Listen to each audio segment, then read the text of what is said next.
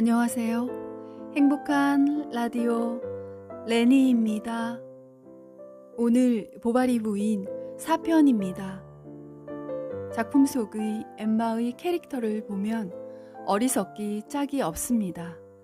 그러나 플로베르는 그녀를 묘사할 때 지나친 감상이나 도덕적 재단으로 비하하지 않을 뿐더러 사랑지상주의로 모든 것을 다 바친다는 식으로 미화하지도 않습니다. 오직 객관적 관찰자로서의 입장을 고수하며 담담하고 또 치밀하게 감정과 심리 묘사를 정확하게 표현하는 데 주력하고 있습니다. 그래서 이 작품은 과학적인 접근의 사실주의 문학의 백미라고 평가받고 있습니다. 1850년대 작품이고 150년도 더 지난 2020년의 우리는 수명도 길어지고 부족할 것 없는 물질과 매일 쏟아지는 신상품의 홍수와 오락과 유흥이 넘쳐나는 시대를 살고 있습니다. 이런 풍요의 시대에도 그러나 여전히 외로워하고 행복지수는 더 낮아지고 있습니다. 인간의 근원적인 허무함은 물질과 욕망으로는 절대 채울 수 없다는 진리를 또 배우게 됩니다.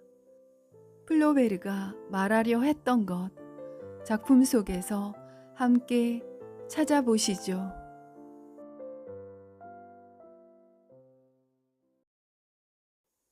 그들은 다시 사랑하기 시작했다. 엠마는 때때로 대낮에 그에게 편지를 쓰는 일도 있었다. 그리고 창밖으로 쥐스탱에게 신호를 보낸다. 쥐스탱은 재빨리 앞치마를 벗어버리고 라 위세트 저택으로 달려간다. 이윽고 로돌프가 나타난다. 그리고 엠마에게서 듣는 소리는 심심해서 견딜 수 없다. 남편이 지겨워 견딜 수 없다. 하는 것들 뿐이었다. 그렇다고 나더러 어떻게 하라는 거지? 어느 날 로돌프는 견디다 못해서 말했다. 아, 당신이 원하신다면. 엠마는 로돌프의 무릎 사이에 앉아 있었는데 머리는 흐트러지고 눈은 초점이 없었다. 그게 무슨 말이요? 엠마는 한숨을 쉬면서 말했다. 우리 둘이서 어디 다른 데 가서 살아요. 아무 데라도 좋아요. 왜 그래? 그게 될 법이나 한 소리야? 남자는 어이없는 듯 웃었다. 엠마는 이런 이야기를 되풀이했다. 그는 못 들은 척 화제를 돌렸다. 로돌프는 엠마가 한낱 남녀 간의 정사에 대수롭지 않은 이런 일에 정신을 잃고 덤비는 것을 이해할 수 없었다. 하지만 엠마에게는 그럴 만한 이유와 동기가 있었다. 그리고 이 남자에 대한 애착을 필사적으로 만드는 작용도 있었다. 사실 남편에 대한 혐오감 때문에 그런 애정은 날로 강해져 갔다. 한쪽 남자에게 정신을 뺏기고 몸을 맡기면 맡길수록 다른 남자에 대한 증오는 커졌다. 로돌프와 미래를 한 뒤부터 샤를의 손가락이 울퉁불퉁해 보이고 행동은 천해 보였다. 그래서 겉으로는 정숙한 아내답게 행동하면서도 햇빛에 탄 이마, 사랑을 할 때면 격렬한 힘을 가진 남자를 생각했다. 그녀가 공들여 손톱을 손질하는 것, 밑화장을 정성 들여 하는 것, 손수건에 파촐리 향수를 뿌리는 모든 것이 그 남자를 위한 것이었다. 그녀는 온갖 장신구로 몸을 단장했다. 로돌프가 오기로 되어 있을 때는 파란 유리병에 장미꽃을 가득 꽂고 마치 왕자의 행차를 기다리는 시녀처럼 자기 방과 몸을 치장했다. 펠리시테는 쉴 새 없이 마님의 속옷을 세탁해야 했기 때문에 하루 종일 부엌에서 나올 수가 없었다. 엠마가 이폴리트에게 의족을 선물하는 것이 옳다고 해서 샤를은 그 값으로 300프랑을 지출했다. 의족의 몸체는 코르크로 입혔고 용수철로 된 관절이 여러 개 붙어 있었다. 그러나 이폴리트는 이런 훌륭한 의족은 함부로 쓰는 게 아니라면서 좀 더 싼 의족을 한 벌 더 사달라고 보바리 부인에게 부탁했다. 이 돈 역시 의사의 주머니에서 나갔다. 의족의 주문을 맡은 사람은 레레였다. 이 일을 기회로 그는 자주 엠마를 찾아왔다. 그리고 파리에서 새로운 물건에 대해 정중하게 이야기를 했다. 물론 돈 이야기는 조금도 하지 않았다. 엠마는 자기의 변덕스러운 욕심을 무엇이든지 만족시켜주는 레레의 너그러운 태도에 감동했다. 그래서 로돌프에게 선물하려고 루앙의 우산집에서 훌륭한 승마용 가죽 재직을 주문했다. 레레는 그 다음 주에 그것을 엠마 앞에 갖다 놓았다. 그 다음 날 그는 273프랑의 계산서를 들고 그녀의 집에 나타났다. 엠마는 몹시 당황하여 서랍을 열어보았지만 텅텅 비어 있었다. 레스티부뚜아에게는 15일분의 일삭이 밀려 있고 그 밖에도 갚아야 할 돈이 많이 있었다. 보바리는 드로드레시로부터 송금을 기다리고 있었다. 그는 해마다 성 베드로 축일계에 지불을 해주고 있었다. 엠마는 처음에는 레레를 적당히 돌려보내는데 성공했다. 그러나 그는 더 참아주지 않았다.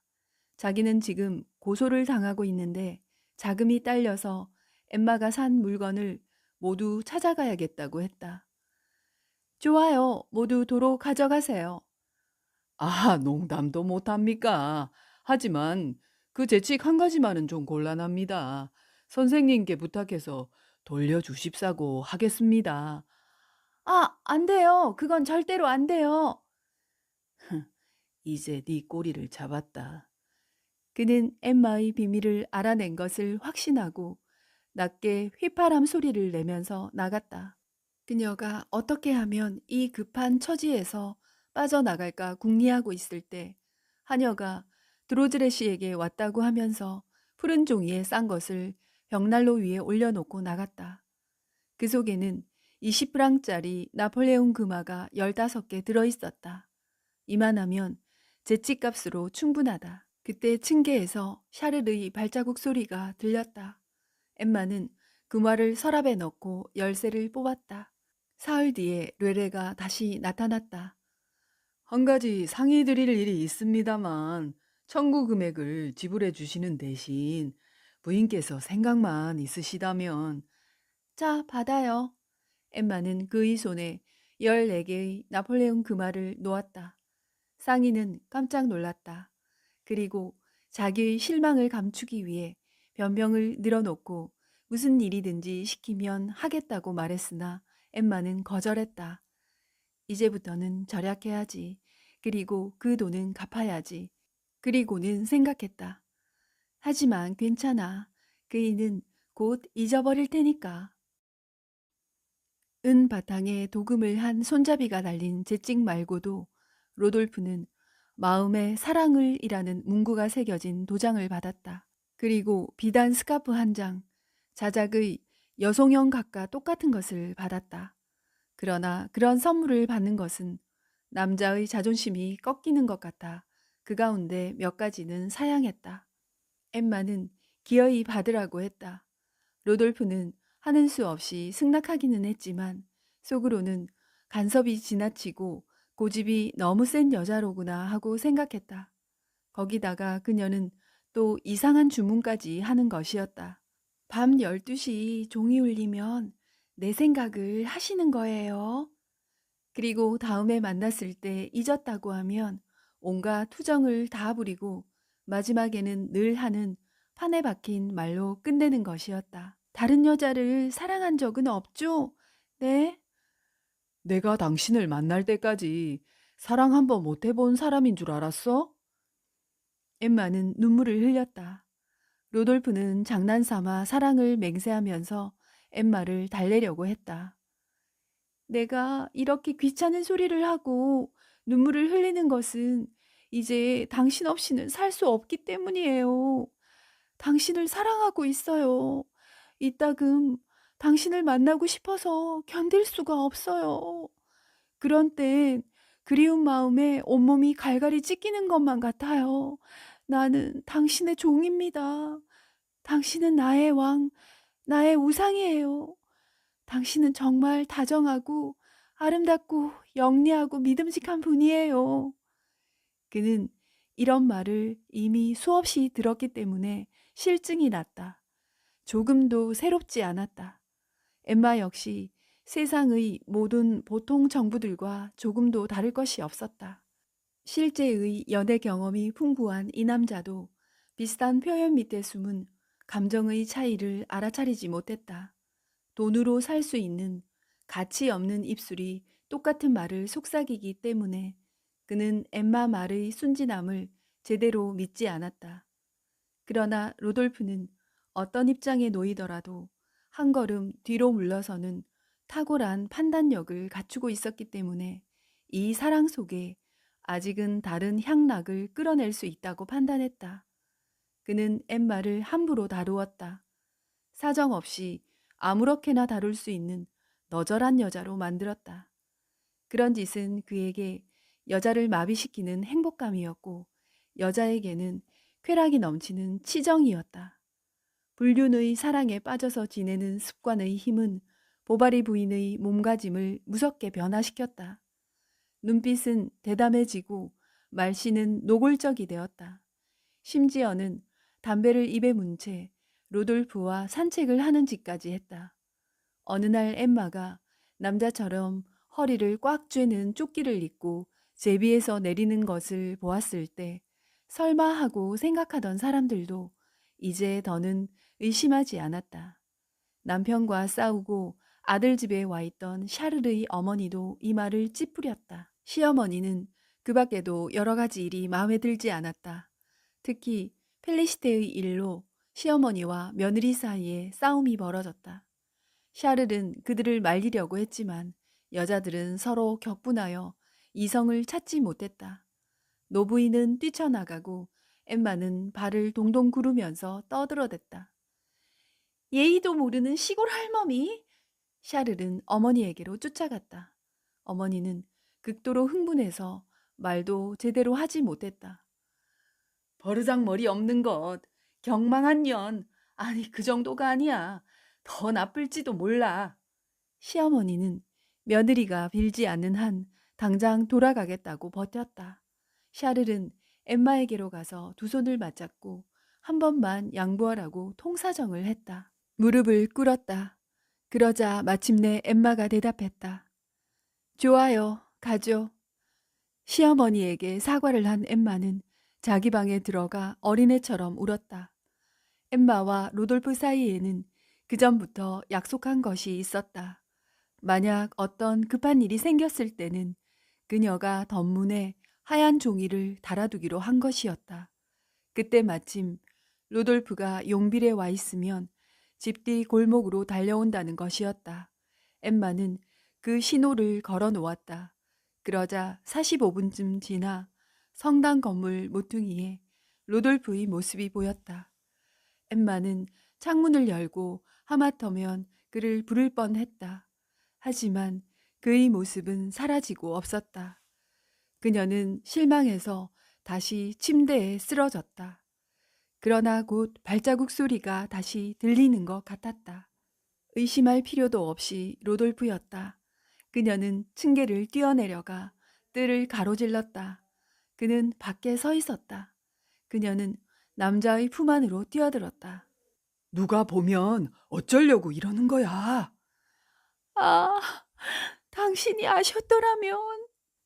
그리고 처음부터 끝까지 이야기하기 시작했다. 앞뒤가 맞지 않고 사실을 과장하며 많은 말을 만들어내고 풍부한 설명까지 달아가며 짓거려 댔으므로 남자는 도무지 무슨 말인지 알아들을 수가 없었다. 4년이나 참고 괴로워했어요.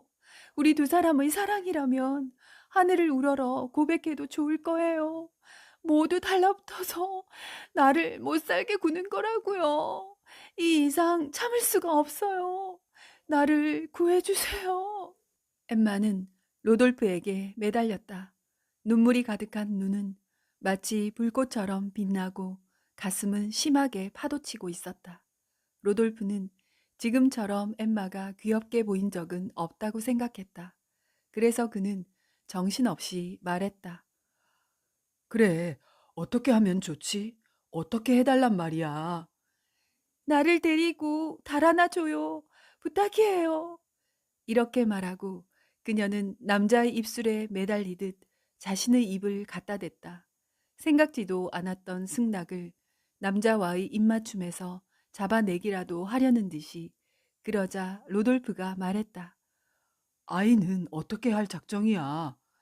그녀는 잠깐 생각하다가 대답했다. 데리고 가겠어요. 하는 수 없는걸요. 정말 못 말리는 여자로구먼.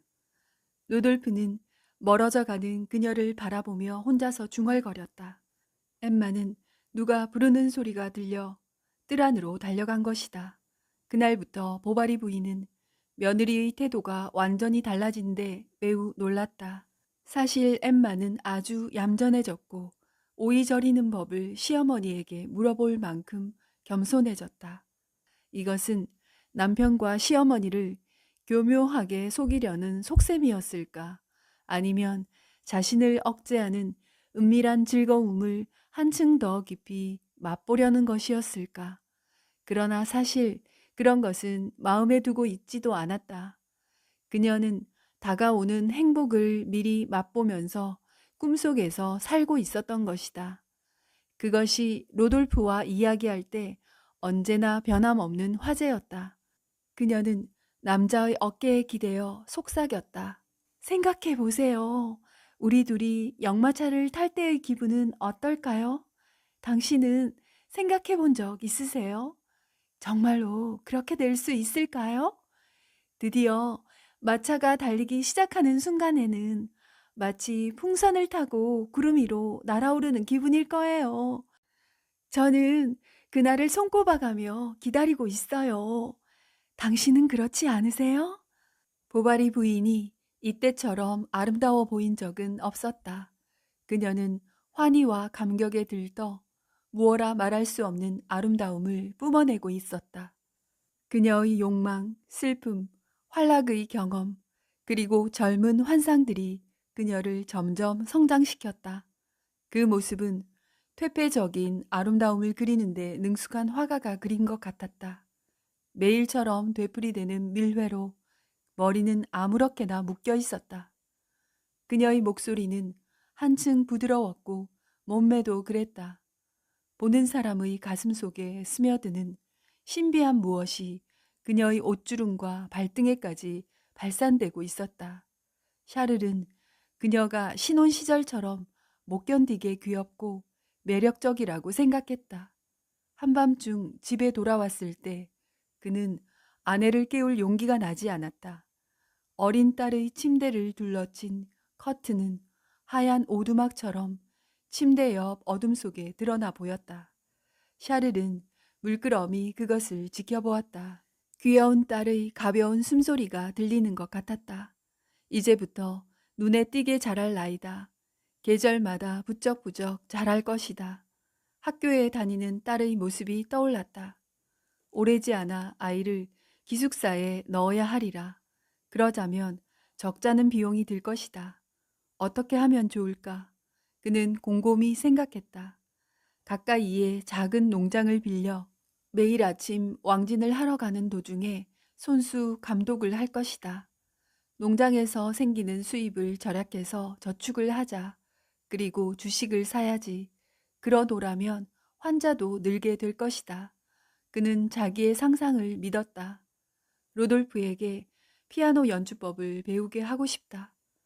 15살쯤이 되면 엄마를 닮아서 예쁜 얼굴에 커다란 밀짚 모자를 쓸 거야. 먼 데서 그들 모녀를 보는 사람들은 아마 자매라고 생각할 것이다. 엠마는 잠들어 있지 않았다. 그녀는 자는 채 하고 있었다. 그리고 샤렐이 그녀 옆에서 잠드는 동안 그녀는 눈을 뜨고 다른 생각으로 빠져들었다. 그녀는 벌써 일주일 동안이나 다시는 돌아오지 않을 어떤 새로운 나라로 달리고 있었다. 그들은 팔을 낀 채 말없이 앞으로 나아가고 있었다. 그들 앞에 어떤 아름다운 도시가 나타났다. 레몬나무 숲과 하얀 대리석 성당이 보이고 뾰족한 종로에는 새 둥지도 보인다. 두 사람은 천천히 마차를 몰고 간다. 종소리가 들린다. 말 울음, 기타의 음률, 분수에서 내뿜는 물보라가 그 아래 하얀 성상 밑에 놓인 과일 더미를 식혀준다. 그리고 어느 날 두 사람은 어촌에 도착한다. 그곳에는 절벽과 어부들의 오두막을 따라 갈색 그물이 바람에 나부끼고 있다. 요람 속에서 아기가 기침을 하고 보바리의 코 고는 소리가 더욱 커져갔다. 엠마는 아침이 되어서야 겨우 잠이 들었다. 그때는 이미 새벽놀이, 유리창을 희끄무레하게 물들이고 광장에서는 쥐스탱 소년이 약국문을 열고 있었다. 엠마는 뇌레를 집으로 불러서 말했다. 망토가 한 벌 필요해요. 품이 넉넉한 망토 말이에요. 깃이 넓고 안감을 댄 것으로요. 여행을 하십니까? 아니에요. 하지만 그런 거야 아무려면 어때요? 아무튼 부탁하겠어요. 빨리 되겠죠? 뢰레는 공손하게 머리를 숙였다. 아, 그리고 또 있어요. 여행용 트렁크를 하나, 그다지 무겁지 않은 걸로, 적당한 걸로요. 네네, 잘 알겠습니다. 50cm에서 92cm 정도면 되겠군요. 요즘 그런 게 유행하는 모양입니다만. 아, 그리고 손가방도 하나. 아, 틀림없이 무슨 일이 있는 거야. 물건을 모두 가게에 그냥 두세요. 망토는 내게 망토 만드는 사람 주소만 알려주세요. 그리고 그 사람에게 언제든지 찾아올 수 있도록 말씀을 좀 해주세요. 두 사람이 함께 도망하기로 정한 것은 다음 달이었다. 엠마는 루앙에 볼 일이 있는 것처럼 하여 용비를 출발하기로 하고 로돌프는 마차 좌석을 예약하고 여권을 마련하고 파리에 편지를 내 마르세유까지 역마차를 대절해 두기로 했다. 마르세유에서 마차를 산 다음 곧장 제노아로 가는 길을 달릴 예정이었다. 엠마는 짐을 미리 뢰레네 가게에 보내놓았다가 거기서 직접 제비에 실게 하면 아무도 이상하게 생각하지 않을 것이었다. 그러나 이 모든 계획 속에 어린아이에 대한 것은 들어있지 않았다. 로돌프는 말을 꺼내기를 피했고 엠마는 틀림없이 잊어버린 모양이었다. 로돌프는 뒤처리를 하기 위해 2주일쯤 여유를 달라고 했다.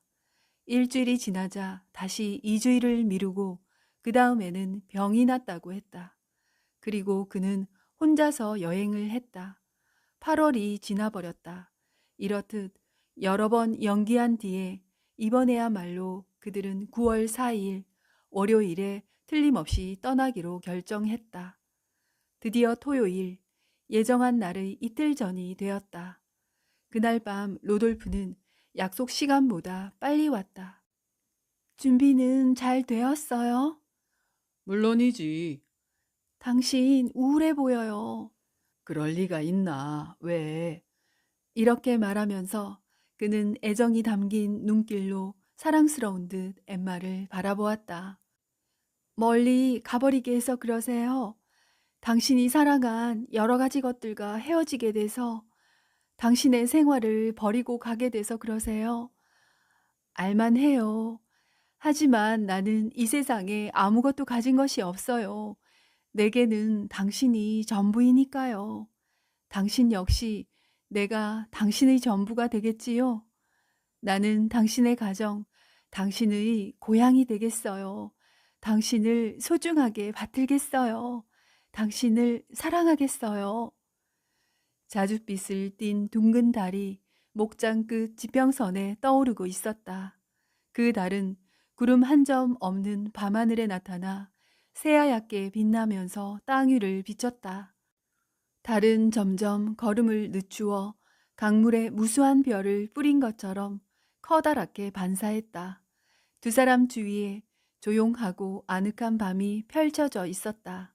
살짝 눈을 감은 엠마는 산들거리는 상큼한 바람을 깊은 한숨과 함께 들이마셨다.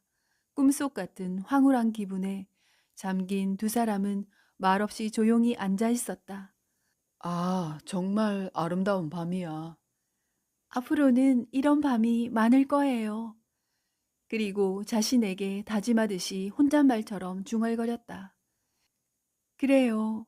여행하는 기분은 정말 즐거울 거야. 그런데 어째서 내 마음이 이렇게 우울할까? 알지 못하는 앞일에 대한 두려움일까? 몸에 밴 습관을 버리기 때문일까? 아니면, 아니야. 너무 행복해서 그런 거예요. 난 참 약한 여자죠? 용서하세요. 아직 늦지 않았어. 잘 생각해봐요. 나중에 후회할지도 모르니까. 아니요. 절대로 그런 일은 없을 거예요. 길을 쓰고 부정한 엠마는 로돌프에게 다가앉으며 다시 말했다. 정말 내게 어떤 불행한 일이 있겠어요? 당신과 함께라면 나는 그곳이 사막이든 절벽이든 바다라도 뭐든지 넘을 수 있어요. 당신도 뭐라고 말 좀 하세요. 엠마는 두 손을 남자의 머릿속에 집어넣고 눈물을 뚝뚝 흘리면서 같은 목소리로 되풀이 로돌프를 불러댔다. 자정을 알리는 종소리가 울렸다. 엠마가 말했다. 12시예요. 자, 이제 드디어 내일이에요. 이제 하루 남았어요. 로돌프는 일어나서 돌아가려고 했다. 그의 행동이 마치 도피의 신호인 것처럼 엠마는 들떠서 갑자기 말했다. 프로방스 호텔이라고 했죠. 거기서 기다리는 거죠? 정오에? 그는 고개를 끄덕였다. 그럼 내일이에요. 엠마는 남자가 멀어져가는 모습을 지켜보았다. 로돌프는 돌아보지 않았다. 그녀는 그의 뒤를 쫓아 뛰어갔다. 그리고 물가의 가시덤불 너머로 몸을 내밀고 내일이에요 하고 소리쳤다. 그는 이미 강 저쪽으로 건너가 목장 안을 빠른 걸음으로 걸어가고 있었다. 잠시 후 그는 걸음을 멈추었다.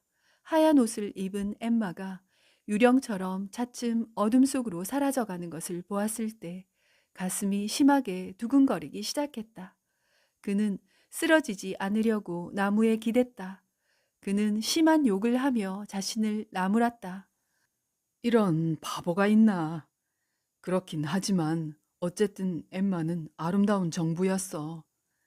그러자 갑자기 엠마의 아름다운 모습과 사랑을 나누던 즐거움이 마음속에 되살아났다. 처음에는 감동과 그리움이 간절했으나 차차 여자에 대한 반발심으로 변해갔다. 무엇이 어찌되었거나 나는 내 나라를 떠날 순 없어. 아이를 맡을 수는 없단 말이야. 그는 자신의 결심을 더욱 굳히기 위해 스스로 계속 말을 했다. 또 여러 가지 귀찮은 일이 생길 뿐더러 돈도 들 거야. 아, 아니, 안 된다. 안 돼. 도저히 안 될 일이다. 어리석은 짓이야.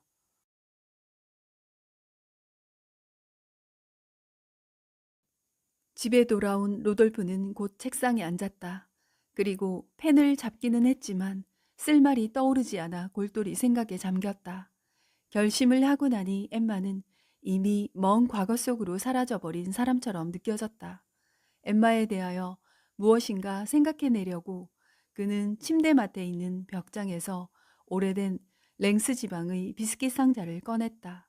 그는 이 상자 속에 여자들이 보내온 편지를 넣어두었다. 그 옆에는 내 귀가 접힌 엠마가 보내준 작은 초상화가 있었다. 옷차림이 어딘가 부자연스러워 보이고 새침한 눈길은 왠지 서글퍼 보여서 좋지 않았다.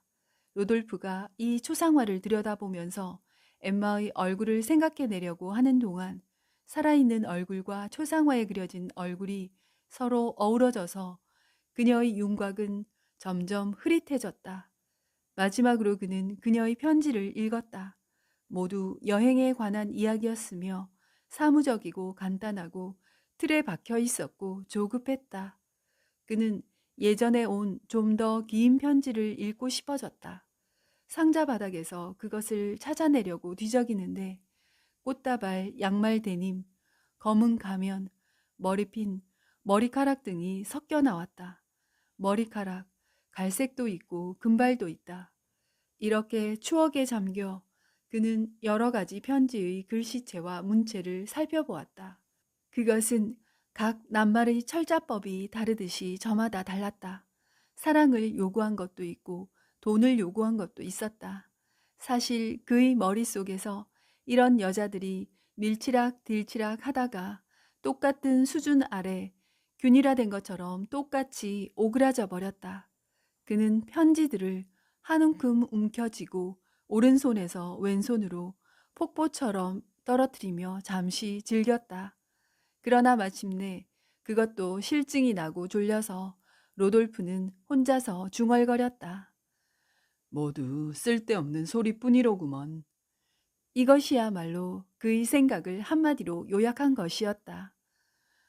자, 이젠 써볼까? 혼자 말하고 나서 그는 펜을 들었다. 용기를 내시오, 엠마.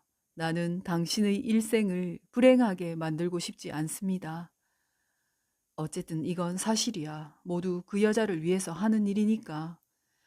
당신은 자신의 결심에 대해 차분하게 생각해 보셨습니까? 내가 당신을 어떤 무서운 심연으로 끌어넣었는지 아십니까? 가엾은 나의 천사여, 당신은 알지 못합니다. 아, 우리는 참으로 불행하고 무모한 사람들이었습니다. 로돌프는 이쯤에서 적당한 변명거리를 궁리하기 위해 잠시 펜을 놓았다. 파산했다고 할까? 아니, 그런 말로는 아무것도 막지 못해. 그러다가는 처음부터 다시 시작하게 된다. 곰곰이 생각하던 그는 다시 덧붙였다. 나는 결코 당신을 잊지 못할 것입니다. 이것만은 믿어주십시오. 그러나 빠른 시일 안에 이 감정도 사라질 것입니다. 우리는 인간이니까요. 권태가 찾아올지도 모릅니다. 당신이 자신의 운명을 후회하시는 것을 내 눈으로 봐야 한다는 것은 견디기 어려운 고통입니다. 엠마, 나를 잊어주십시오. 어째서 당신과 만나게 되었을까요?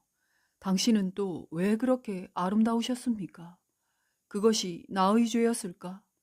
아니, 그렇진 않습니다. 오직 운명을 원망해 주십시오. 엠마, 세상은 냉혹합니다. 우리가 어디로 가든지 세상은 우리를 따라다닐 것입니다. 당신은 온갖 손가락질을 받을지도 모릅니다. 그런 모욕을 그냥 넘겨버릴 수 있겠습니까? 당신을 여왕 자리에라도 앉히고 싶은 내가 당신에 대한 추억을 부적처럼 껴안고 떠나렵니다. 당신을 괴롭힌 벌을 받기 위해 나는 먼 곳으로 혼자 사라지려고 합니다. 어디가 될지는 나도 모릅니다. 지금 나는 미칠 것 같습니다. 안녕히 계십시오. 언제나 다정한 사람으로 남아주시고 당신을 잃은 불행한 인간에 대한 추억을 잘 간직해 주십시오. 당신의 딸에게도 내 이름을 가르쳐 주십시오. 언제나 기도할 때 이름을 부르도록 말입니다. 이제 다 쓴 것 같군. 아니, 또 있었구만. 그 여자가 찾아다니지 않도록 해놔야지. 당신이 이 슬픈 글을 읽을 무렵 나는 이미 멀리 떠나 있을 것입니다. 당신을 다시 만나고 싶은 유혹을 피하기 위하여 되도록 빨리 도망가고 싶기 때문입니다. 지금 마음을 약하게 가져서는 안 됩니다. 나는 다시 돌아옵니다. 아마도 우리는 훗날 함께 지난날의 사랑을 냉정한 기분으로 이야기하게 될 것입니다. 안녕히 계십시오. 그리고 작별 인사는 아듀라고 적었는데 그는 이것을 고상한 방법이라고 생각했다. 자, 어떻게 서명을 할까? 당신의 충실한... 아니, 그건 안 돼. 벗? 그렇지, 아주 좋군. 그는 편지를 다시 읽어보고 그만하면 훌륭하다고 생각했다. 가엾은 여자야. 나를 바위같이 무정한 인간이라고 생각하겠지. 그렇다면 편지에 눈물 흔적이 조금 남아있는 게 좋겠군. 하지만 눈물이 나지 않는데 울 수 없는 건 내 탓이 아니야. 그래서 로돌프는 컵에 물을 따라 손가락에 담갔다가 그 물방울을 편지 위에 뚝 떨어뜨렸다. 그리고 편지를 봉인할 것을 찾다가 마치 엠마의 선물인 도장이 눈에 띄었다. 거기에는 마음의 사랑을 이라고 새겨 있었다. 이럴 때 쓰기에는 좀 어울리지 않는다만, 무슨 상관이야. 그런 일을 마치고 난 다음 그는 담배를 피우고 잠자리에 들었다. 다음 날 로돌프는 오후 2시경에 일어나서 살구를 한 바구니 따오게 했다. 그는 편지를 바구니 밑바닥에 포도잎으로 가려서 넣고 하인 지라르에게 곧 보바리 부인에게 갖다 드리라고 일렀다. 로돌프는 계절에 따라 과일과 사냥에서 잡은 짐승을 엠마에게 보내는 방법으로 바로 이런 식으로도 편지를 주고받고는 했었다. 부인께서 나에 대해 묻거든 여행을 떠났다고 말씀드려라. 바구니는 부인에게 직접 전해야 한다. 보바리 부인은 지라르가 도착했을 때 펠리시테와 함께 부엌 탁자에서 빨랫감을 만지고 있었다. 제 주인 어른께서 부인께 갖다 드리라고 해서 왔습니다.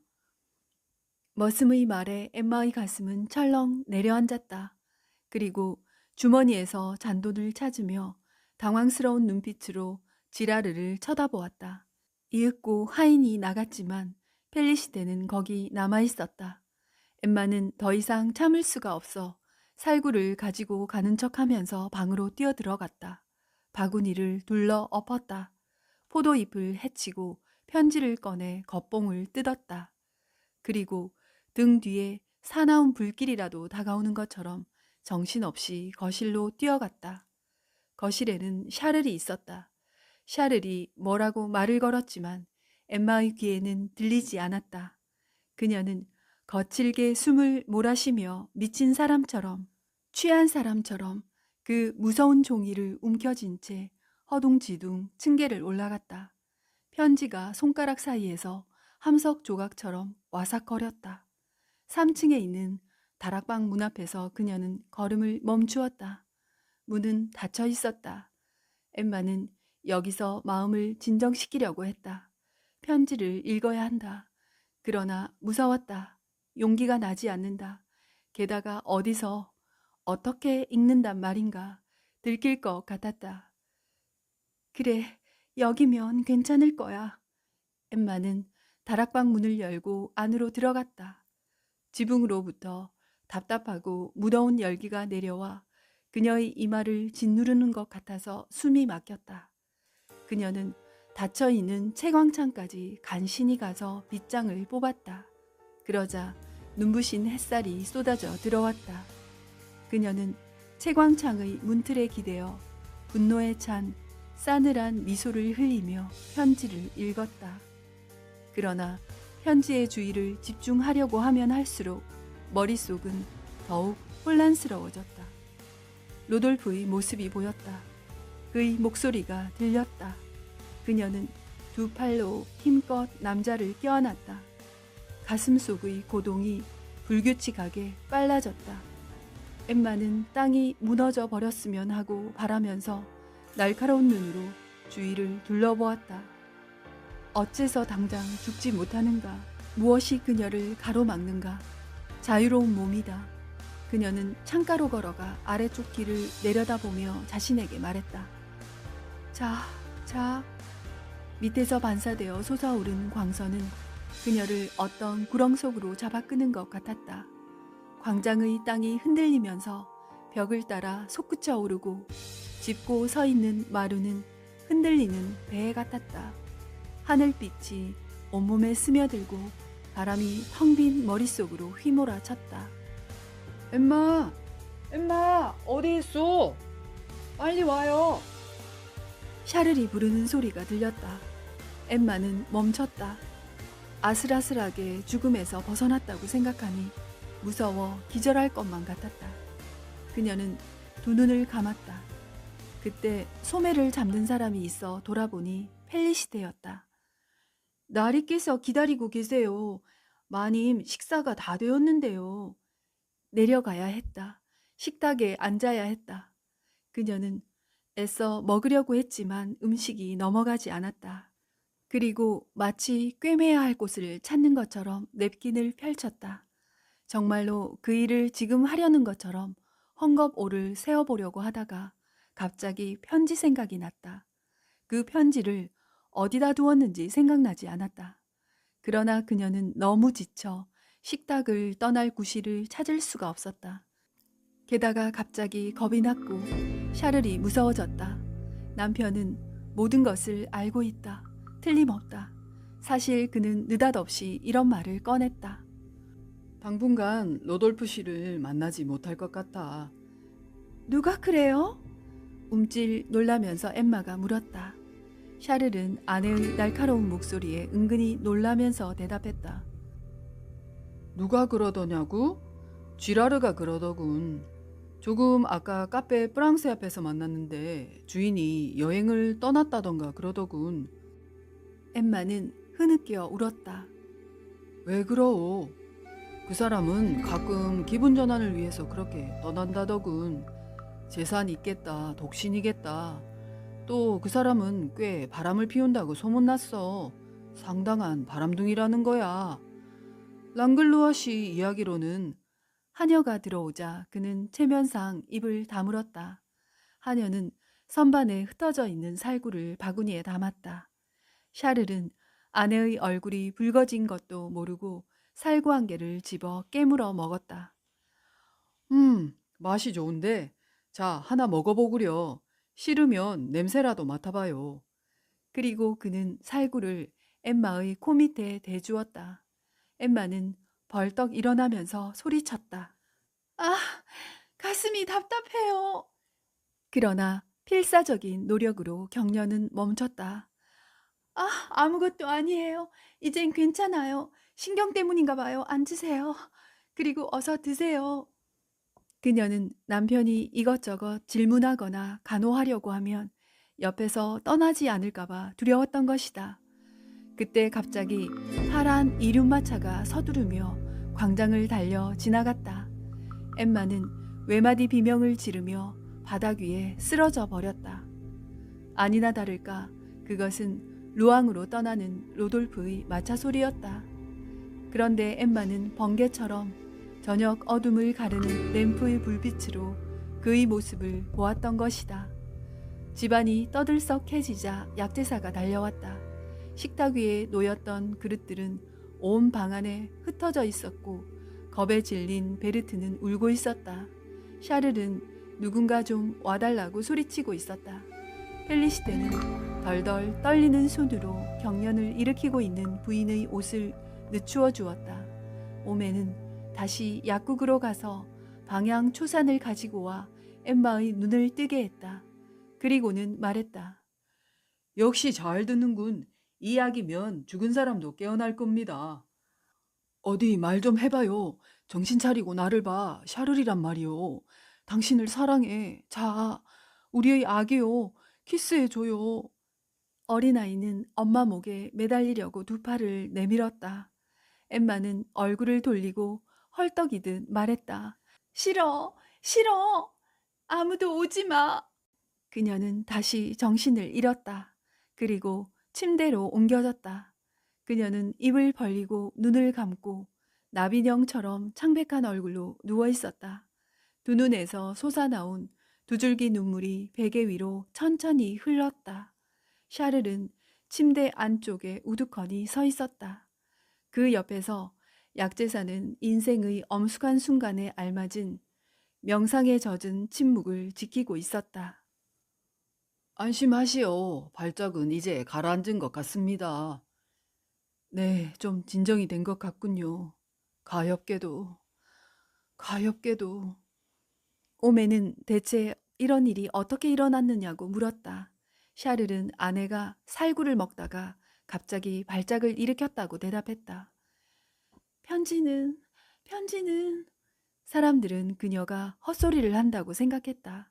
실제로 그녀는 한밤중부터 헛소리를 하기 시작했다. 뇌염 증세가 뚜렷했다. 그 후 43일 동안 샤를은 아내의 곁을 떠나지 않았다. 자기의 환자들은 거들떠보지도 않았다. 잠자리에도 들지 않고 쉴 새 없이 그녀의 맥을 짚어보고 얼음 찜질까지 해주었다. 그는 얼음을 구하려 쥐스탱을 뇌사텔까지 보냈다. 카니베 박사에게 진찰을 부탁하고 루앙에 있는 예스승 라리베르 박사에게 왕진을 부탁했다. 샤를은 절망적인 기분이었다. 그녀의 육체와 영혼은 요동을 멈추고 쉬고 있는 것 같았다. 그가 무엇보다도 걱정한 것은 엠마의 정신적인 허탈 상태였다.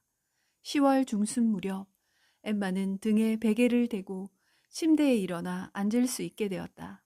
아내가 처음으로 잼을 바른 빵을 먹는 것을 보고 샤를은 눈물까지 흘리며 좋아했다. 어느 날 엠마가 기분이 좋다고 해서 샤를은 그녀를 부축하여 뜰을 한 바퀴 돌았다. 두 사람은 뜰 안쪽에 있는 동산 옆으로 갔다.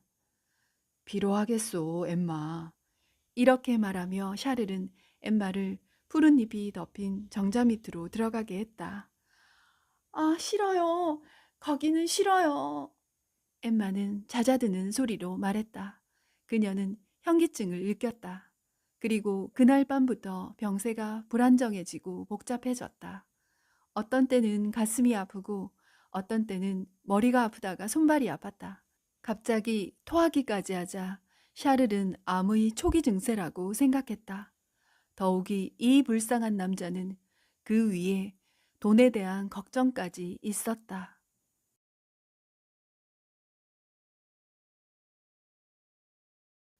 첫째, 그는 오메의 가게에서 가져온 약값을 어떻게 갚아야 할지 막막했다.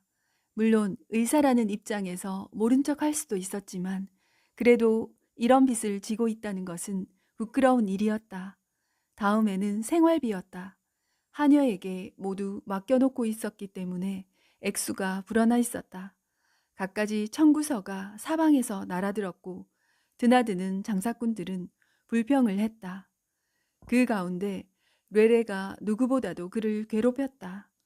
이 남자는 엠마의 병세가 가장 나빠졌을 때 그 기회를 이용하여 계산액을 늘리려는 속셈으로 망토, 여행 가방, 그것도 한 개가 아니라 2개씩 그 밖에 갖가지 물건을 들고 왔다.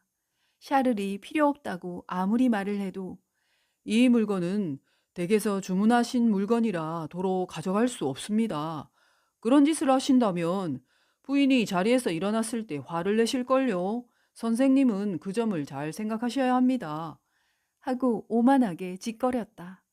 요컨대 이 장사꾼은 물건을 도로 가져가느니 차라리 소송이라도 제기하겠다고 단단히 결심하고 달라붙은 것이다. 샤를은 하녀에게 물건을 뢰레의 가게로 돌려보내라고 일렀다. 그러나 하녀 펠리시테는 잊어버리고 말았다. 샤를도 여러 가지 걱정이 많아 까맣게 잊어버리고 있었다. 뢰레가 다시 지부를 재촉하러 왔다. 협박을 하다가 징징 우는 소리를 내기도 해서 결국 샤를은 6개월 만기 어음에 서명을 하고 말았다. 서명을 하던 샤를의 머리에 문득 대담한 생각이 떠올랐다. 그것은 뢰레에게 1,000프랑을 빌리는 일이었다. 기한은 1년, 이자는 얼마라도 좋다고 샤를은 뢰레에게 말했다. 뢰레는 곧 자기 가게로 뛰어가 돈을 가지고 와서 샤를에게 또 한 장의 어음을 쓰게 했다. 그 어음은 다음해 9월 1일에 1,070프랑을 뢰레나 그의 지명인에게 지불하는 내용으로 되어 있었다. 이 금액은 이미 어음 기재가 끝난 180프랑과 합치면 꼭 1,250프랑이 되었다. 그러므로 이것을 6분 이자로 빌리고 4분의 1의 수수료를 받으면 납품한 물건에서 적어도 3분의 1은 회수한다고 쳐서 12개월 후에는 130프랑의 이익이 생긴다는 계산이 나온다. 하지만 뢰레는 이것으로 계산이 끝났다고 생각하지 않았다. 그 이유는 1년 후에 샤를이 이 돈을 갚지 못할 것으로 보았기 때문이다. 틀림없이 다시 고쳐 쓸어 올 것이다. 그렇게 되면 그가 내놓은 보잘것없는 돈이 토실토실 살이 찌고 주머니가 터질 정도로 불어나 자기에게 돌아올 것이다. 그해 겨울의 추위는 혹심했다. 엠마의 회복은 시간을 끌었다. 날씨가 좋을 때에는 안락의자에 기대앉아 광장이 바라보이는 창가로 데려가 달라고 했다. 엠마가 뜰을 싫어해서 그쪽의 덧문을 닫아놓았기 때문이다. 엠마는 또 말을 팔았으면 좋겠다고 말했다. 전에 좋아하던 것들이 이제는 모두 싫어졌다. 그녀의 머리에는 이제 다만 자기를 돌보는 일, 그 생각밖에 없는 것 같았다. 그리고 엠마는 일정하게 되풀이되는 중요하지 않은 일들을, 그녀와는 별 관련이 없는 일들을 날마다 불안한 마음으로 기다렸다. 그 사소한 일들 가운데 가장 신경을 쓰는 것은 매일 저녁 제비가 도착하는 일이었다. 여관집 여주인이 큰 소리를 지르면 다른 목소리가 이에 대답한다. 그리고 포장 위의 짐을 찾는 이폴리트의 등불이 어둠 속에서 별처럼 보였다. 부르니지앙 신부가 5시 해질 무렵이 되면 그녀를 방문했다. 그는 엠마의 건강 상태를 묻고 세상 이야기를 들려주었다. 그러면서 교묘한 말솜씨로 신앙을 권했다. 그녀는 이제 신부의 옷자락만 보아도 마음이 든든했다. 병이 몹시 악화되어 이제는 도저히 살아날 수 없다고 생각한 어느 날 그녀는 성찬 배수를 부탁했다. 그녀의 방에서 식을 올릴 준비가 되었다. 과일즙을 넣어둔 찬장을 제단으로 만들고 펠리시테가 달리아 꽃을 마루 위에 뿌리는 것을 보고 있는 동안 엠마는 몸속에 있던 억센 무엇이 흘러 자기의 고통을 통해 모든 자각과 감정에서 해방되는 것을 느꼈다. 가뿐해진 몸에서는 이제 모든 괴로움이 사라지고 새로운 생활이 시작되었다. 침대 시트에 성수가 뿌려지고 신부는 성체빵을 꺼냈다. 엠마는 성체를 받기 위해 입술을 내밀었을 때 이 세상 것이 아닌 기쁨으로 정신이 아찔해지는 것 같았다. 그때 허공에서 천사가 켜는 하프의 음률이 들리고 푸른 하늘의 금빛 왕자 위에는 초록색 월계수를 손에 든 성자들에게 둘러싸여 천사들에게 자기를 안고 오라고 분부하시는 하느님의 모습이 보이는 듯하여 엠마는 고개를 푹 숙였다. 이 찬란한 환각은 가장 아름다운 것으로 그녀의 기억에 남았다. 지금도 계속되는 그 기분 좋은 감각을 한 번 더 잡아보려고 애썼다. 오만한 마음으로 지칠 대로 지친 엠마의 영혼은 간신히 그리스도적인 겸허함 속에서 안식을 찾게 된 것이다. 엠마는 성녀가 되고 싶었다. 그녀는 묵주를 사고 부적을 몸에 지녔다. 침대 머리맡에 에메랄드가 박힌 성자의 유물 상자를 놓고 밤마다 입을 맞추었다. 신부는 엠마의 이런 태도에 놀랐다. 하기야 그는 엠마의 신앙심이 도를 넘어 이단으로 흐를지도 모른다고 생각하고 있었다.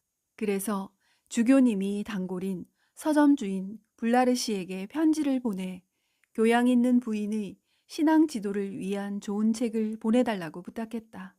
그러자 서점 주인은 아무 신경도 쓰지 않고 그 무렵 일반적으로 팔리던 종교 서적을 싸서 보내왔다.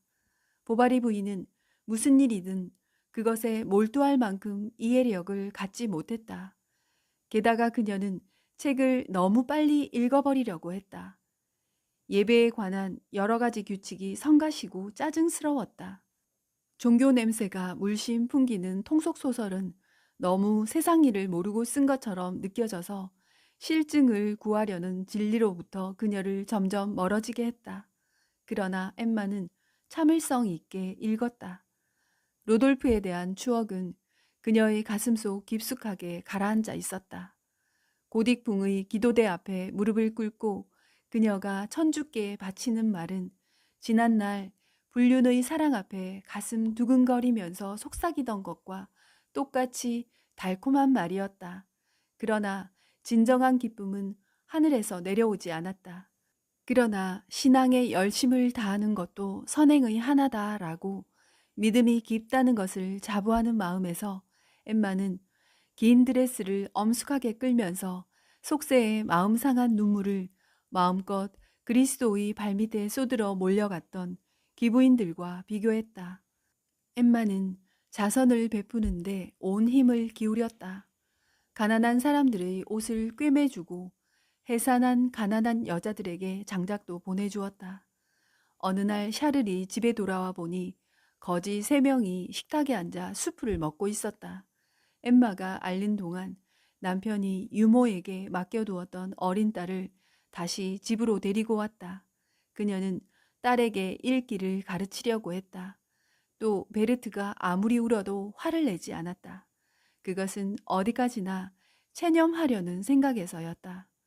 누구에게나 너그러움을 보인다는 태도였다. 그녀의 말은 아름다운 표현으로 가득 차 있었다. 자신의 딸에게도 이런 식으로 말했다. 나의 천사 아가씨, 이제는 배고프지 않나요? 보바리 노부인도 이제 며느리에게 잔소리할 일이 없어졌다. 그래서 영감의 심수를 피하기 위해 아들 집에 다니러 온 보바리 노부인은 부활제가 끝날 때까지 머물러 있었다. 정확한 판단과 까다로운 태도 때문에 마음이 편하지 않은 시어머니를 상대하는 일 말고도 엠마는 거의 매일 여러 사람과 교제했다. 랑글루아 부인, 카롱 부인, 드베로유 부인, 튀바슈 부인, 그리고 2시부터 5시까지는 언제나 사람 좋은 오메 부인이 찾아왔다. 오메 부인만은 엠마에 대해서 세상에서 수군대는 말을 절대로 믿지 않았다. 오메 씨의 아이들도 엠마를 만나러 왔다. 아이들 시중을 들기 위해 온 쥐스땡은 아이들과 함께 방에 들어와 입구에 잠자코 서 있었다. 보바리 부인은 그에게 신경 쓰지 않고 화장을 시작하는 데도 있었다. 그녀는 먼저 빗을 뽑고 머리를 흔든다. 검은 고수머리 전체가 물결치듯 흘러서 무릎까지 늘어지는 것을 처음 보았을 때 이 가련한 소녀는 미지의 세계에 발을 디딘 것 같은 기분과 함께 그 아름다움에 몸을 떨었다. 엠마는 아마 쥐스땡의 말없는 숭배도 소년다운 수줍음도 깨닫지 못했을 것이다. 그녀는 자기 생활에서 사라져버린 사랑이 바로 그곳에 자기 옆에 그 거친 셔츠 밑에 젊은이의 가슴 속에서 숨쉬고 있으리라고는 생각하지 못했다. 게다가 요즘 그녀는 모든 일에 무관심했다. 그녀의 말씨는 다정했으나 눈길은 냉정했으며 태도가 한결같지 않아 옆에서 보면 그녀의 감정 상태를 알 수가 없었다. 이를테면 어느 날 밤 외출이 하고 싶어 우물쭈물거리는 하녀에게 화를 냈다. 그런가 하면 느닷없이 너 그 남자에게 반한 모양이구나 하고 말했다.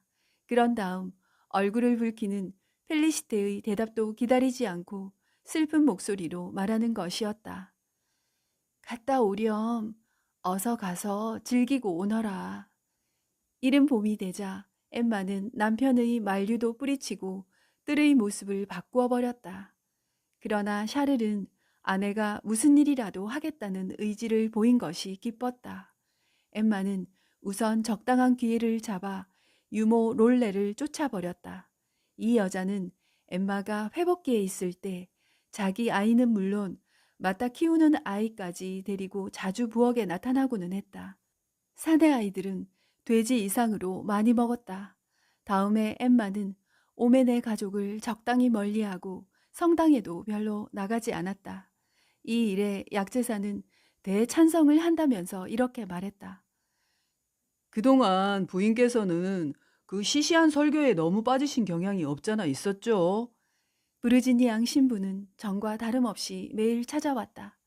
그는 집안에 있는 것보다 문 밖의 작은 숲에서 쉬는 것을 좋아했다. 마치 샤를이 돌아오는 시간이었다. 2사람 다 더워했기 때문에 달콤한 사과주가 나왔다. 그들은 엠마의 왕쾌를 축하해서 잔을 들어 건배했다. 사실 신부는 세상 이치를 잘 알고 있었다. 어느 날 약제사가 샤를에게 루앙 극장에서 유명한 테너 가수 라가르디의 공연이 있는데 부인과 함께 다녀오라고 권했을 때도 언짢은 표정을 보이지 않았다. 신부가 잠자코 있는 일이 뜻밖이라 오메가 일부러 신부의 의견을 물었다.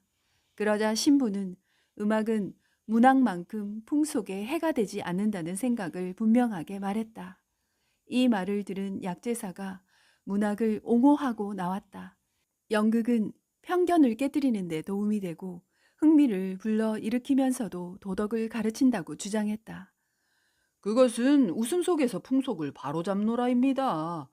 부르지니 양 신부님, 물론 양심 없는 약제사가 있는 것처럼 나쁜 문학도 있습니다. 그렇다고 가장 중요한 예술을 한꺼번에 묶어서 비난하는 것은 현명하지 못한 일이라고 생각합니다. 갈릴레이를 감옥에 집어넣는 그 증오할 만한 시대에나 어울리는 야만적인 사상입니다. 좋은 책, 좋은 작가가 있다는 건 나도 알고 있어요. 그러나 화려하고 천하게 장식된 방에 모인 남녀들, 이교도 같은 분장, 야한 화장, 여자처럼 가냘픈 목소리, 이런 것들이 결국 정신적인 방탕을 낳고 유혹을 일으킨다고 모든 교부님들은 생각하셨습니다. 아무튼 교회 측에서 흥행물을 비난하는 데는 다 그만한 이유가 있습니다. 우리도 그 규칙을 따라야 합니다. 성직자들 가운데도 평복 차림으로 여자들이 춤추는 것을 구경하러 가는 사람도 있다는데 나도 조금 알고 있습니다. 설마? 확실히 알고 있습니다. 그렇다면 그 사람들이 나쁜 거지. 상대방이 무슨 기분 나쁜 소리를 하더라도 너그럽게 넘어가려고 각오한 신부가 슬쩍 말을 돌리고 곧 일어나서 돌아갔다. 그러자 오매는 얼른 의사를 상대로 이야기를 꺼냈다. 그저 내 말을 믿으십시오. 부인을 모시고 극장에 다녀오시는 겁니다. 라가르디가 출연하는 것은 이번뿐이랍니다. 영국으로 건너갈 계획을 하고 있다는 소문이 있어요. 여자 3명과 요리사까지 데리고 다닐 정도라니 돈도 많은 모양입니다.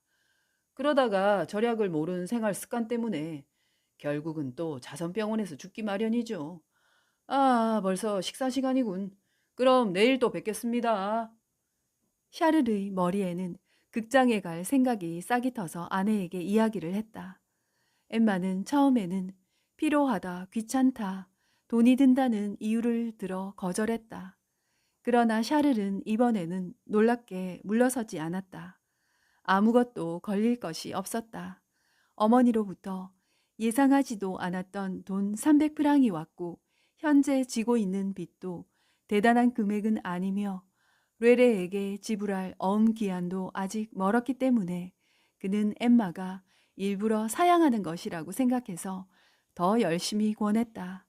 마침내 엠마가 승낙을 했고 다음 날 8시에 부부는 제비에 올라탔다. 승합마차는 보보아진 광장의 적십자 여관 옆에 섰다. 지방 도시의 변두리 풍경에서 흔히 볼 수 있는 큰 외양간이 있고 작은 침실과 안뜰에는 상인들의 이륜마차 옆에서 암탉이 귀리를 쪼아먹고 있는 그런 여관이었다. 샤를은 곧 표를 사러 나갔다. 그는 무대 옆에 있는 좌석과 2층 좌석, 무대 정면에 정방형으로 칸막이한 좌석을 구별할 줄 몰라서 여관으로 되돌아갔다가 다시 표 파는 곳으로 가는 등 몇 번이나 극장과 한길 사이를 왔다 갔다 했다. 엠마는 모자와 장갑, 꽃다발 등을 샀고 샤를은 극장 개막 시간에 되지 못할까봐 몹시 성마르게 굴었다. 그래서 부부는 수프 먹을 겨를도 없이 극장으로 갔지만 문은 그때까지 닫혀 있었다.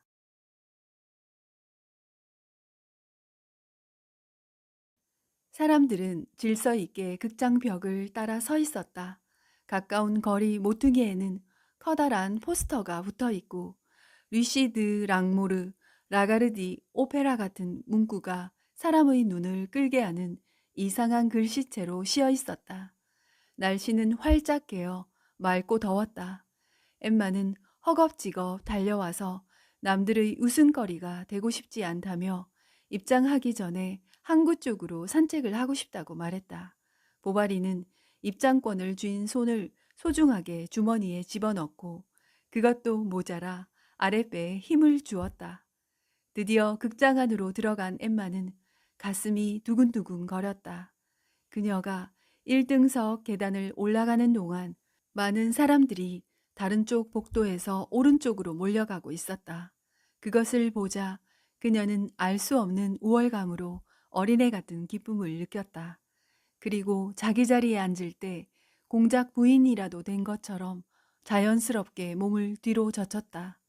이윽고 오케스트라 자리의 촛불이 켜졌다.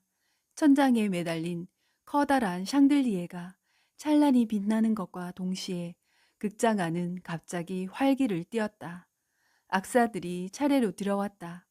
먼저 낮게 울리는 콘트라베이스 소리, 높게 울리는 바이올린 소리, 밝은 소리가 나는 코넷과 날카로운 소리가 나는 플루트, 플레젤렛, 이런 것들의 길고 불규칙한 소리가 들려왔다. 무대에서 딱딱딱 소리가 3번 울리자 심벌즈가 울리고 금관 악기 소리가 요란하게 울려 퍼지면서 막이 오르고 풍경이 나타났다. 그 풍경은 숲속 내거리였다. 왼쪽에 한 그루의 떡갈나무 그늘에 샘이 있었고 농부와 귀족들이 망토를 어깨에 걸치고 사냥의 노래를 합창하고 있었다. 그때 갑자기 장교가 나타나서 두 팔을 높이 쳐들고 악마에게 기도를 올렸다. 또 한 사람이 나타나고 두 사람이 함께 퇴장하자 사냥꾼들이 다시 노래를 부르기 시작했다. 엠마는 처녀 시절에 읽은 책의 세계로 월터 스콧의 소설 속으로 되돌아간 것 같은 기분이 들었다. 안개 속에서 관목숲에 메아리치는 스코틀랜드의 백파이프 소리가 들리는 것 같았다. 소설 내용을 기억하고 있었기에 각본의 내용을 쉽게 이해할 수 있었다. 그녀는 멜로디에 몸을 맡기고 마치 바이올린 활로 그녀의 신경이 연주되는 것처럼 온몸이 떨리는 것을 느꼈다. 그때 한 젊은 여자가 앞으로 나와서 푸른 옷을 입은 하인에게 지갑을 던져주었다. 무대에는 여자 혼자 남게 되었다. 그러자 샘물의 속삭임과 새의 쥐적임 같은 플루트 소리를 내기 시작했다. 여주인공 루시는 진실한 태도로 카바티나를 부르기 시작했다. 그녀는 사랑을 탄식하였고 간절하게 날개를 원했다. 엠마는 이 세상을 떠나 누군가의 포옹 속에서 어디론지 날아가고 싶었다. 그때 에드가로 분장한 라가르디가 등장했다. 그는 첫 장면부터 관중을 열광시켰다. 그는 루시를 힘껏 껴안았다가 그 곁을 떠났다가 절망적인 듯한 모습을 보이곤 했다. 그리고 분노에 찬 고함을 지르다가 슬픔에 겨운 신음소리를 냈다. 엠마는 그를 더 잘 보려고 앞으로 몸을 내밀었다. 콘트라베이스의 반주에 맞춘 애절한 한탄의 노래에 그녀의 가슴은 꽝 메었다. 자기가 남자 때문에 죽으려 했던 모든 고뇌가 거기 있었다. 그러나 이 작품에서처럼 그녀를 사랑해준 사람은 이 지구상에 없었다. 그날 밤 달빛 아래서 그럼 내일이에요 하고 서로 말을 주고받았을 때 그 사람은 에드가처럼 울지 않았다. 돈주곡의 마지막 장이 되풀이되고 극장 안은 갈채 소리로 떠나갈 것 같았다. 이윽고 두 사람의 주인공이 운명을 이야기하며 이별을 고하는 순간 엠마는 날카로운 소리를 질렀으나 그 소리는 음악의 마지막 화음에 묻혀버렸다. 루시는 시녀들의 부축을 받으면서 앞으로 나왔다. 머리에는 오렌지꽃 관을 쓰고 얼굴은 입고 있는 흰 드레스보다 창백했다. 엠마는 자신의 결혼식 날을 아련하게 회상하고 있었다. 왜 나는 저 여자처럼 방황하거나 애원하거나 하지 않았을까? 뿐만 아니라 나중에 어떤 늪으로 빠질 것인지 깨닫지도 못하고 들떠 있었다. 아, 아직 싱싱한 젊음을 지니고 있을 때, 결혼이라는 오점, 불륜에 대한 환멸을 알지 못했을 때, 굳고 고귀한 마음에 나의 생애를 맡길 수 있었더라면, 그야말로 미덕과 애정, 사랑을 나누는 즐거움이 하나로 녹아 행복에서 굴러 떨어지는 일이 없었을 것이다. 이제 그녀는 예술에 의해 과장된 정열의 시시한 실체를 알았다. 그래서 엠마는 생각을 다른 데로 돌리려 애쓰면서 다만 자신의 고통을 재현해 보이는 연극에서 감각적인 재미만 찾기로 했다. 그래서 무대 위에 검은 망토를 입은 남자가 등장했을 때는 쓰게 웃기까지 했다. 마침내 모욕을 당한 에드가가 결투를 신청한 아슈통을 향해 칼을 뽑고 휘둘렀다. 저 남자에게는 틀림없이 마르지 않는 사랑의 셈이 있을 거라고 엠마는 생각했다. 그 역할이 지닌 시적 매력에 감동되어서 이 가극을 좋지 않게 말하려던 생각이 사라질 정도였다. 배우에게 마음이 끌린 엠마는 화려하고 멋진 생활을 마음속에 그려보려고 했다. 그녀 자신도 운만 좋았다면 저렇게 될 수 있었는지도 모른다. 그랬다면 두 사람은 서로 알게 되고 사랑을 하고 유럽의 여러 나라를 여행했을지도 모른다. 막이 내렸다. 극장 안의 공기는 숨이 막힐 것 같았다. 하지만 복도는 사람들로 꽉 차서 꼼짝도 할 수 없었다. 엠마는 숨이 차올라 힘없이 의자에 쓰러졌다. 샤를은 아내가 기절할까봐 겁이 나서 마실 것을 사러 매점으로 달려갔다. 힘들게 자리로 돌아온 샤를은 숨을 헐떡거리며 아내에게 말했다. 정말 오도 가도 못할 뻔했어. 굉장히 붐비는구만. 굉장해. 그런데 2층에서 내가 누구를 만났는지 아오? 레옹 군을 만났어. 레옹? 그렇다니까. 곧 당신한테 인사하러 올 거요. 이 말이 채 끝나기도 전에 지난 시절 용빌의 공증인 서기가 좌석에 들어왔다. 그는 신사답게 거침없이 손을 내밀었다. 보바리 부인도 의지보다 강한 인력에 끌린 듯 자동적으로 손을 내밀었다. 어머, 안녕하세요. 하지만 여기는 웬일이세요? 지금 루앙에 계신가요? 네, 그렇습니다. 그러자 곧 산막이 시작되려고 했기 때문에 조용히 하라는 사람들의 소리가 들려왔다. 모든 사람의 시선도 두 사람을 향해 있었다. 그들은 입을 다물었다. 그 순간부터 그녀의 귀에는 무대의 소리가 들리지 않았다. 엠마의 마음은 약제사 집에서 즐긴 트럼프 놀이, 둘이서 유모의 집을 찾아갔던 일, 정자 아래서 책을 읽던 일, 조용하고 조심스럽고 정답던 그 아련한 사랑을 회상하고 있었다. 그런데 이 사람은 무슨 일로 다시 나타난 것일까? 어떤 인연이 이 사람을 그녀의 인생 속에 던져 넣었을까? 그는 칸막이 벽에 기대어 엠마 뒤에 서 있었다. 이따금 그녀는 자기 머리에 와닿는 그의 숨결로 가볍게 떨고 있는 자신을 느꼈다. 재미있으세요? 레옹이 그녀에게 몸을 굽히며 물었다.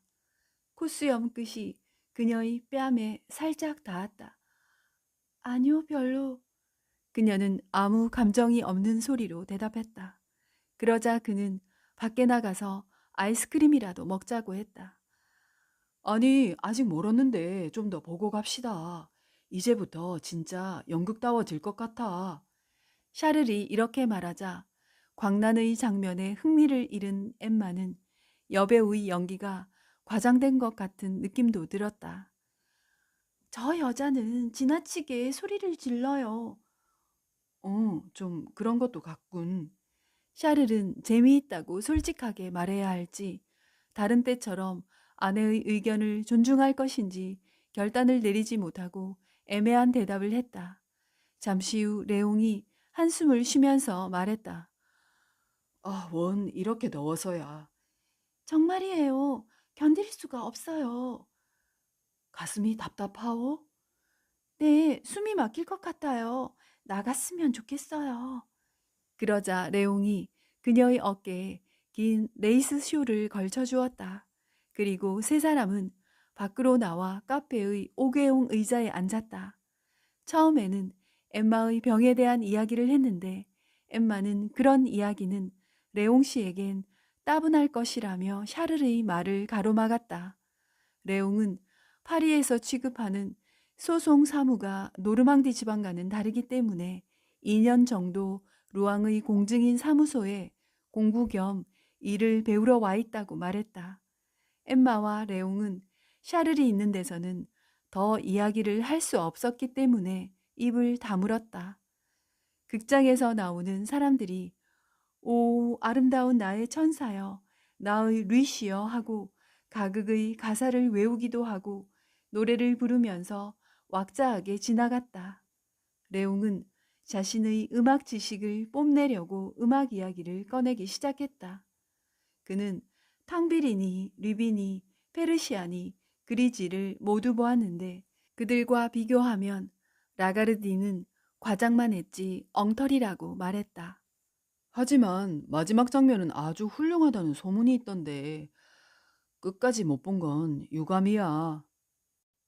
또 한 번 공연이 있는 모양이던데요. 그러나 샤를은 자기들은 내일 돌아가야 한다고 대답했다. 당신이 남겠다면 별 문제지만 그러자 예상하지 못했던 기회가 온 것을 안 청년은 재빨리 작전을 바꾸어 마지막 장면의 라가르디 연기는 훌륭하다고 칭찬하기 시작했다. 샤를은 덩달아 아내에게 권했다.